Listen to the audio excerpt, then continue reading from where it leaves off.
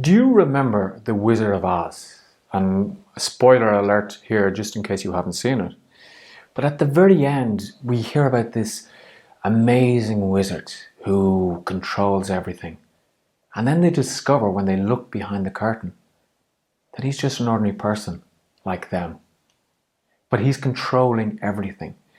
Now, I often think sometimes life is like this, that we think everybody else has exactly what they want. We think that other people are successful. We think that everybody is content. But sometimes when we look behind that curtain, we find that maybe the guy who's the successful manager is only successful in one part of his life. Maybe he's working 12 hours a day, talking to his children via Skype, but he actually isn't that happy. So what I want you to think about is that perhaps what we see, we need to look deeper into what is going on. Because what do we see with celebrities? We see a celebrity who has everything that they could ever want. Money, success, fast cars, private planes. And then we hear that they took an overdose in a hotel alone because they weren't actually happy. So you see, don't model and don't plan your success on other people or other things. Because the problem is that maybe those other things and those other people aren't actually happy. And when we plan our success on money, etc., there will be no end. Because now I have 1 million. Now I want 1.5 million. Now I want 2 million. And I'm not happy because I want more and more and more. So you see, not everything that we see is as we see it.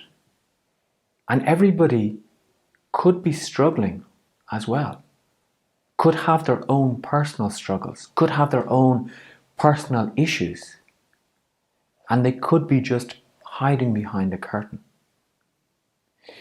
So what you need to think about as well is yourself and not anybody else. In order to plan your success, yes, you can have a role model, but look at that person and look deeply and say, well, I would like some of what they want, but I never want to lose what is me. And that's why we did that lecture, and I asked you that question of who are you and who do you want to be? Because if you set the goals of making $1 million, that's great. You get to that goal. But then you ask yourself, well, what am I going to do with all this money? Who am I? Where do I want to be? I've heard that they say people who win the lottery, they say money won't change them. And in fact, they say that's true.